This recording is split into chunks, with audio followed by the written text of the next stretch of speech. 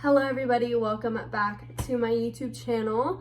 We are finally here with an April reading wrap up. These are all of the books that I read in April. I think I read 9 books in April, which really isn't a lot compared to like how many I've like recently read, but I had a pretty good reading month. I think I had 2 5-star reads, so I think we should just get into it. I read some very good books and I'm very excited to talk about. I have a lot of thoughts on them. The first book that I read in April was Something Wilder by Christina Lauren. This was a very, very anticipated read for the month of April because if you don't know, Christina Lauren is one of my favorite romance authors, like rom-com authors. I love their writing and it's just always a fun story. This one was a little bit of a letdown though, which I'm sad to say. I rated this a 3.5 stars. I know. This book follows Lily and Leo. She's running this, I don't even know how to explain it. She runs like this treasure hunt thing and they take them on a trail and you like follow a treasure hunt. And then Leo, he lives in the city doing something that makes a lot of money, but they had a past. And then Leo takes a surprise trip with his guy friends and they end up at her treasure hunt camping thing and they see each other and they have to go on a week-long trip together. It takes a really crazy turn because they have to go find this treasure. This book is very hard to explain, I'm sorry, but they have to go find this treasure and then like people get killed, they're getting shot at, like it's crazy. I love the thought of like going on a treasure hunt. One of my favorite movies to watch is like treasure hunting movies. Like I love that, I eat it up. This one felt a little flat for me. The romance I just wasn't connected to. It didn't feel like I don't know, it just didn't feel like a strong romance and I wasn't rooting for them. Lily, I didn't really connect to at all. Leo, I liked him a little bit, but this was in third person and I don't like third person for one reason and one reason only, especially in romance books, because you feel like you're not connected to them. I could not connect to Lily at all because I wanted to be in first person. I felt like I could connect to her more if it was in first person. The third person really threw me off in this book. And the treasure hunt just didn't, it was supposed to kind of have high stakes, but it didn't feel like completely high stakes. It felt like an add-on to this book, like they just made it to add some suspense in it, but it really didn't do much.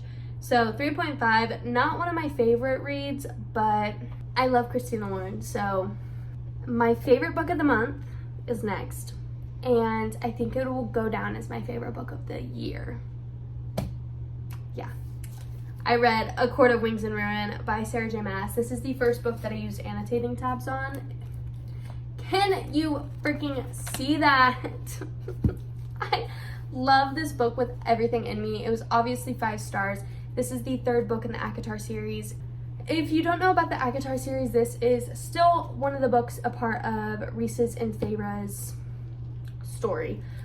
This one is very much heavily politics based than the other 2, and I loved that. I know a lot of people don't love the politics in books, but I really liked it. There was a good balance between the politics and the romance and like the found family. I love these characters more than anything. I want them to be real so bad, and I am so happy I read this because this is literally probably, right now, it is my favorite book of the entire series, and I absolutely love it. I wish that everybody could read this book. So please, everybody, please go read this book because it was so good. I cried, I bawled my freaking eyes out, made me feel so many emotions. It was so beautiful. I loved this book. It was so good. Definitely my favorite of the month. And I cannot wait to continue on with the ACOTAR series. The next book that I read was The Legacy by Elle Kennedy. This is the last book in the Off-Campus series. It is the epilogue novel. So this contains 4 novellas of each of the couples from the Off-Campus series. I rated this a 3.5 stars. Obviously, I enjoyed it because it's just like little fun novellas that follow each of the characters after, you know, they've gotten together, they've graduated from college. You just get to see them in the future and it's just really fun. And it's just a nice break, obviously, which is why I had to read this after this because I needed a break. But the one thing that like really irked me was the author tried to make just these like problems in the book, like the third act breakup, the third act conflict.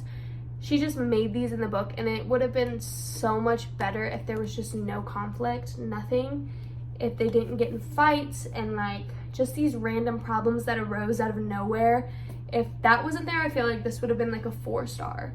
It definitely would have bumped it up. But the third act conflict was just so stupid in each of these, except like Hannah and Garrett's, but Garrett didn't react right, and I didn't like that.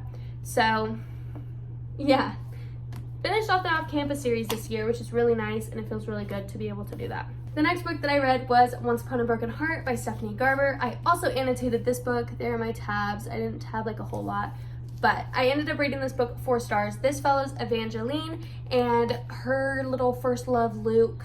He decides to marry her. Oh, it just went out of focus. Sorry. He decides to marry her stepsister. Oh, drama. So she goes to Jack, the Prince of Hearts, and he's like, here, let me make you this deal to call off this wedding. You're gonna kiss 3 people, and I get to choose who they are.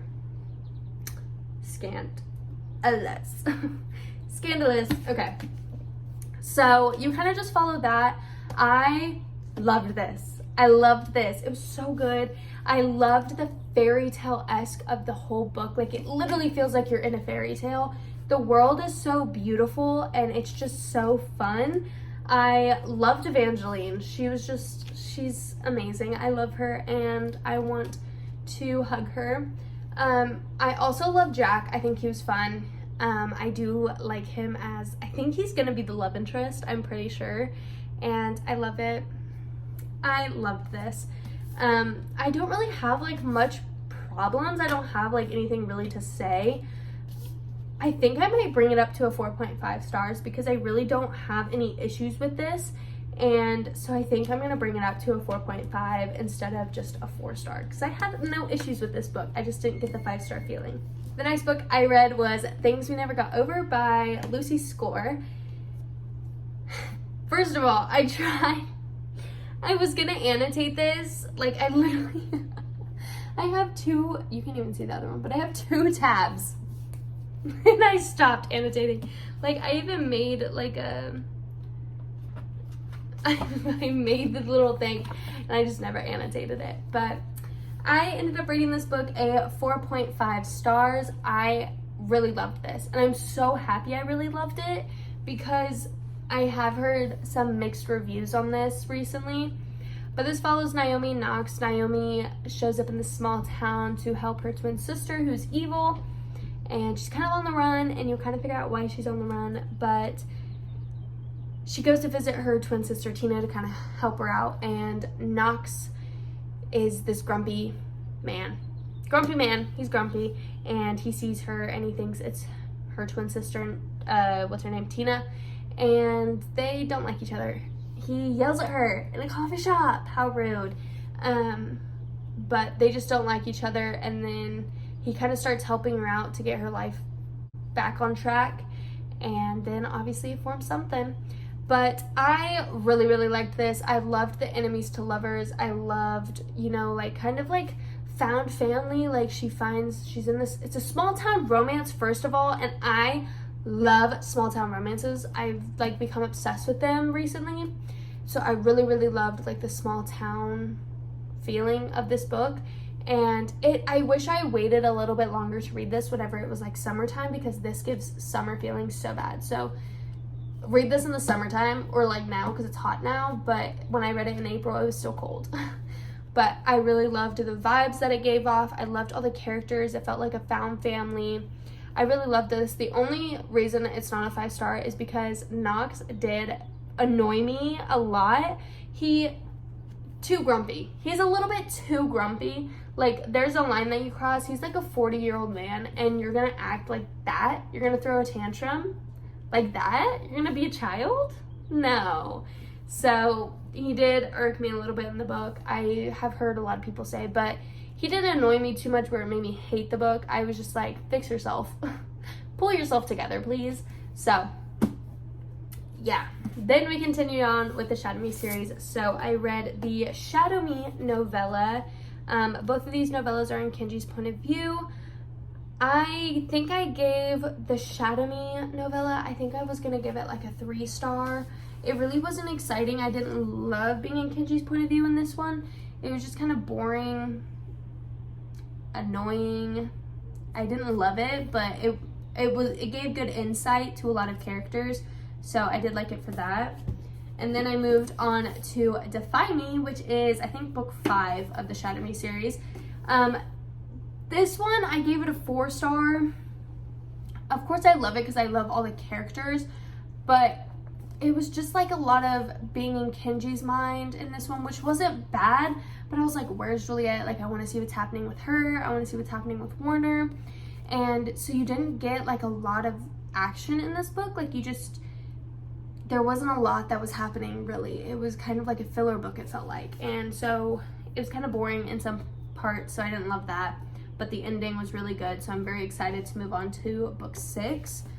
And then I went to read the Reveal Me novella, which I gave this one 4 stars. I really liked this novella.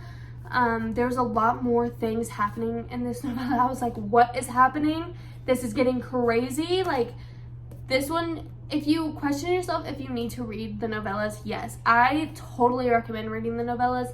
They give so much insight, and you really, because the novellas kind of, you get a point of view from characters you don't normally get point of views with. Like, the first one you get like Adam, and then you get Warner, and then these two you get Kenji, and it gives you so much insight into the story. And I really am so happy I read this one, because I was like, what is happening in this? So I really liked this novella. Overall, I really am loving the Shatter Me series. It's just like, I eat it up. They're so fast, so easy to read, and it's just like, give me more Warner and I will be happy. I saw fan art of Warner on TikTok. Oh my god. Ugh. So amazing. Anyways, moving on. The next book I read was All's Well by Mona Awad. This was Jamie's library pick for the month of April. I was very, very, very nervous about reading this book because this is a horror Shakespearean novel. This follows Miranda. She has this chronic pain, and I think one thing is the pain that is described in this book feels so surreal. There's very, very good descriptions of the pain in this book, but she has chronic pain, and she is a theater director. She's a theater director, and she is trying to put on All's Well that Ends Well by Shakespeare. And the kids don't want to do that, and they want to put on Macbeth, which something happened with Macbeth that you find out in here, and I was like, wow, that makes so much sense. So you find that out, and so her life is not going the way she imagined it to. And she goes to this bar one night, and there's these 3 men, and they do something, and then the story starts going on from there. I rated this book 3 stars. I didn't absolutely hate it, but it definitely was not my favorite. This book took me forever to read. It took me like the time that it took me to read A Court of Wings and Ruin, and A Court of Wings and Ruin is double this size. The writing was good, like the descriptions were really good, but the story, I was like, what? I don't like this. It wasn't necessarily horror, definitely a bunch of like Shakespearean references in here, which I'm not big on Shakespeare, so I didn't really care about. And the writing was good, the descriptions were good, but the story I didn't connect to, I didn't love. Miranda, I couldn't connect to her, so I didn't feel bad for her or anything. I was just like reading to read.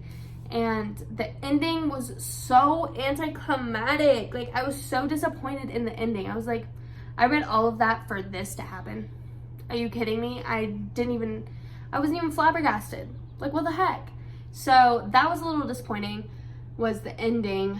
But overall, I just don't think it was a story for me. I know a lot of people really enjoy this story, and it makes sense. Like, I understand why you can like it. I just couldn't connect to the story. I couldn't connect to the characters. But it was alright. I probably won't read another Mona Awad book. I don't love books that mess with my mind and make me feel like I'm hallucinating, which is what this kind of made me feel like. Hence the pills on the cover. So, yeah. It was also like, the book was also slow moving. Like, it just moves so slow. And it literally took me like 200 pages to kind of get a little bit more into the book, so. And we are on our final book of the month, which is Savage Lover by Sophie Lark.